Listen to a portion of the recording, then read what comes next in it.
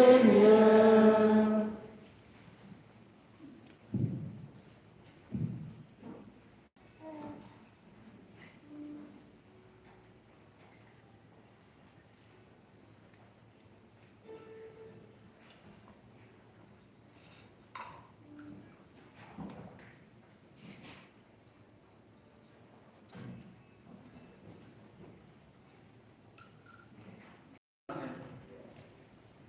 C'était encore les ténèbres.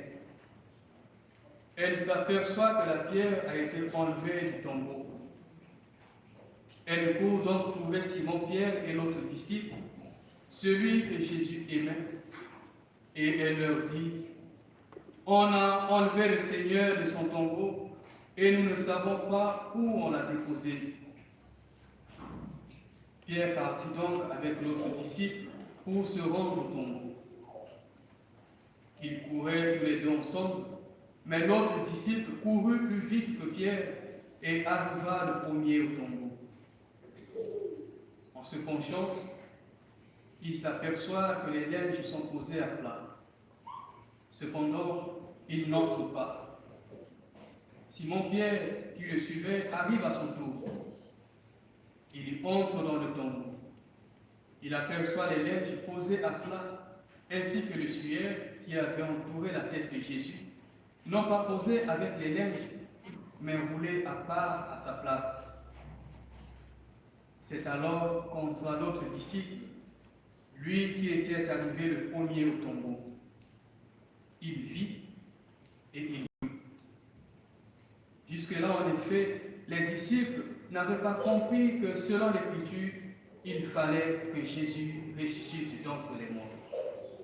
Alléluia. Alléluia. Alléluia. Jésus m'a sauvé. Alléluia.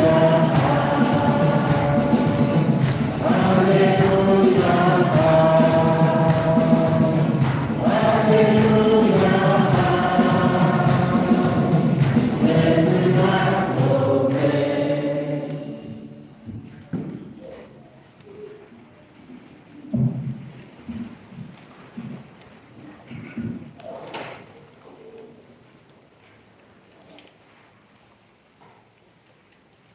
Le mystère pascal que nous célébrons ce jour, la mort, la résurrection du Seigneur, l'événement fondamental de notre foi est quelque chose que Geoffrey et Gaël et toute la communauté, les mots de Paul que nous venons d'entendre dans la deuxième lecture. Mais permettez avant que je vous pose cette question. Et sans réponse de votre part, je serai obligé de reporter le baptême pour le dimanche prochain. Le temps de trouver la réponse. Sommes-nous vraiment des hommes et des femmes ressuscités avec le Christ? Oui. Bien sûr. Oui. Alors, si nous sommes des hommes et femmes ressuscités avec le Christ, écoutons ce que Paul dit. Frères, si vous êtes ressuscités avec le Christ, recherchez les réalités d'en haut. C'est là qu'est le Christ, assis à la droite de Dieu. Pensez aux réalités d'en haut, non à celles de la terre. Recherchez les réalités d'en haut, pensez aux réalités d'en haut et non à celles de la terre. Le Christ a pris sur lui notre péché et notre mort, la condamnation que nous méritions à cause de nos fautes. Lui, il a pris. Prenons ces réalités, mort, péché, mort, il les a réduits en impuissance de telle sorte que le péché et la mort cessent d'entraver notre relation avec Dieu. À cause donc de la mort de Jésus, à cause de sa résurrection, s'est ouvert pour nous tous un chemin où désormais nous pouvons rencontrer le Créateur en Jésus et recevoir aussi en Jésus-Christ la vie éternelle. Le péché et la mort qui avaient au départ le pouvoir de retenir l'homme loin de Dieu, maintenant, à cause de la mort et de la résurrection du Seigneur que nous fêtons aujourd'hui, eh bien, n'ont plus le pouvoir de nous maintenir dans leur servitude. À cause de la mort et de la résurrection du Christ, nous pouvons nous approcher de Dieu. Et c'est ce que Paul va dire aux Éphésiens, le chapitre 2, le verset 13. Mais maintenant, en Jésus-Christ, vous qui étiez jadis éloignés, vous avez été rapprochés par le sang de Jésus-Christ. Et tout en nous rapprochant de Dieu, l'événement de la mort et de la résurrection du Seigneur nous transforme en même temps et fait de nous des hommes nouveaux. Parce que le Christ, en souffrant sa passion et en mourant sur la croix, communié à ses souffrances pour qu'une fois glorifié, ressuscité, nous ayons part à sa gloire et à sa vie divine. Mais notre participation à ses souffrances et notre entrée dans sa mort ont eu lieu le jour de notre baptême. Voilà pourquoi Paul dira au Romains 6, le verset 3, « Ignorez-vous que nous tous qui avons été baptisés en Jésus-Christ, c'est en sa mort que nous avons été baptisés. » Le baptême n'est qu'une nouvelle naissance qu'en tant que plongée dans la mort et dans la résurrection du Seigneur. Et c'est dans cette entrée, dans sa mort et dans sa résurrection, que notre nature pécheresse, le vieil homme qui est en nous, les dispositions du péché qui sont en nous, meurent et restent englouties dans les eaux du baptême qui symbolisent l'ensevelissement. Voilà pourquoi au début de la messe, je vous disais que je ne vais pas vous verser des gouttelettes d'eau, mais je vais vraiment verser de l'eau. D'ailleurs, j'aime les baptêmes par immersion parce qu'ils symbolisent bien cette dimension d'ensevelissement et de la résurrection du Seigneur. Puisque l'homme ancien va mourir, il est mort, l'homme nouveau, le Christ, prend désormais place en nous et nous donne sa forme, il nous donne sa ressemblance, il nous donne son esprit. Et à ce moment-là, on peut véritablement dire que nous sommes enfants de Dieu, ressuscités avec le Christ. Dans Romains 8, 14, nous pouvons lire « Ceux qui se laissent conduire par l'Esprit sont véritablement enfants de Dieu. » Oui, parce que ressuscités avec le Christ, eh bien, nous sommes désormais animés par un nouveau principe qui est son esprit. Il y a donc un avant et un après baptême. Avant le baptême, c'est la vie selon l'esprit du monde, où l'on se conforme à l'esprit du monde, on se conforme au monde, on adhère à sa logique, à ce qu'il propose, on satisfait tous les désirs de son cœur. Mais après le baptême, c'est autre chose. Puisqu'il y a eu un passage, on vit désormais selon le Christ, selon l'esprit du Christ. On fait désormais sa volonté. Galates 2, verset 20, ce n'est plus. Et puisque le Christ vit en nous, Paul vient nous rappeler, recherchons désormais les réalités d'en haut. Pensons aux choses d'en haut. Quelles sont ces choses-là?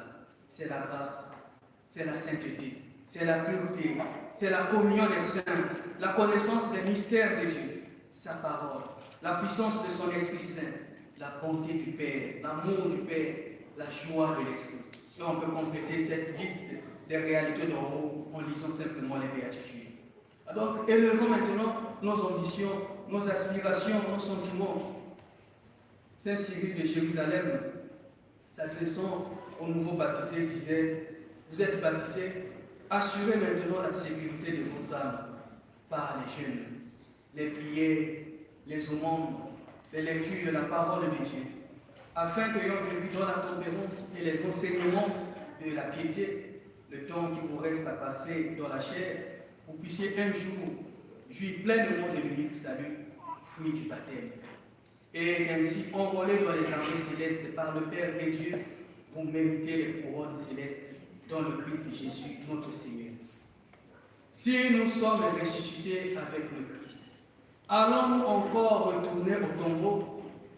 Si nous sommes ressuscités, si le Christ nous a libérés, s'il nous a libérés de notre ancienne vie et nous a renouvelés, allons-nous encore reproduire au quotidien les agissements d'autrefois, les comportements du vieil homme? Eh bien non, nous devons plutôt demeurer et grandir dans la nouveauté de la vie offerte par le Christ. Autrefois, mon père, je trompais ma femme. oui, c'était le passé. Maintenant, le Christ te donne une vie nouvelle, demeure dans cette nouveauté. Autrefois, mon père, j'aimais tous les hommes qui étaient en cravate. Oui, c'était à cette époque-là. Maintenant, le Christ te donne une vie nouvelle, demeure dans cette nouveauté. Personne n'a le pouvoir de retourner, régler ce qui s'est passé il y a, je ne sais pas, 2000 ans. Personne n'a le pouvoir de retourner au passé, régler les affaires. Mais contente-toi d'aujourd'hui. C'est l'aujourd'hui qui compte aux yeux de Dieu. Aujourd'hui, il dit que tu es ressuscité, tu es une nouvelle créature. Vis et cette nouvelle vie ne retourne plus au tombeau. Imaginez un peu Lazare que Jésus a fait sortir au tombeau. Si Lazare reprenait ses habits de mort, alors nous retourner dans les agissements du vieil homme. Eh bien non. Eh bien non. Il nous faut demeurer dans la nouveauté de la vie qui nous offre. Pour cela, 3 choses donc sont à prendre en considération. La première chose pour demeurer dans la nouveauté de la vie du Christ, c'est de revêtir le Christ. Revêtir le Christ. Qu'est-ce que c'est que revêtir le Christ? C'est avoir en nous les sentiments qui sont en lui. Colossiens 3, 12, 14. Puisque vous êtes élus, sanctifiés, aimés par Dieu, saints, revêtez-vous des sentiments de compassion, de bonté, d'humilité, de douceur, de patience.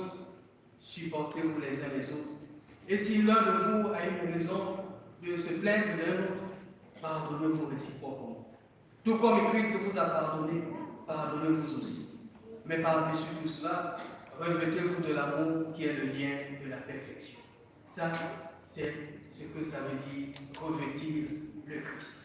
Première chose pour une personne qui veut demeurer dans la nouveauté de la vie offerte par le Christ, eh bien, c'est de le revêtir. Deuxième chose, remplacer les mauvaises dispositions par des vertus évangéliques. Abandonner un péché qu'on avait l'habitude de commettre ne suffit pas. Il faut le remplacer par son contraire. Si mon péché c'est l'impureté, eh bien je le remplace désormais par la pureté. Et c'est ce que Paul dira en Ephésiens 4, 28.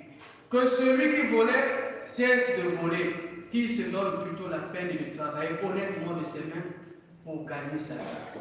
Paul ne dit pas seulement arrête de voler, non, mais il faut remplacer le vol par le travail. Et chacun de nous peut regarder dans sa vie, là où il a l'habitude de tomber, et remplacer chaque péché par son contraire. Arrêter de pécher, ce n'est qu'un pas vers la sanctification. Ce n'est pas le tout. Il faut encore remplacer chaque péché par des vertus évangéliques. Et troisième chose, apprendre au quotidien à compter sur la grâce, car la chair est faible. Et c'est le Seigneur lui-même qui le dit. L'apôtre Paul avait aussi expérimenté cette faiblesse de la chair dans son corps. Il avait, je ne sais pas, un défaut qu'il appelait une écharpe. Et il se battait en vain. Et il dit, 3 fois, j'ai prié le Seigneur de l'éloigner de moi. Il m'a dit, ma grâce te suffit, car ma puissance s'accomplit dans la faiblesse. Je me glorifierai donc bien plus volontiers dans mes faiblesses, afin que la puissance du Christ habite en moi. C'est pourquoi je me plais dans mes faiblesses, dans les outrages, dans les calamités, dans les persécutions, dans les détresses pour Christ. Car lorsque je suis faible, c'est alors que je suis fort. Comment quelqu'un qui est faible peut être fort? Eh bien, c'est parce que dans sa faiblesse, il compte sur la grâce du Seigneur. Alors, comptons sur la grâce du Seigneur. Et l'une des manières de montrer que nous comptons sur la grâce du Seigneur, c'est d'apprendre à prier au remplaçons les mauvaises dispositions par les bonnes, comptons sur sa grâce et la lumière de la résurrection nous accompagnera partout et toujours. Amen. Amen.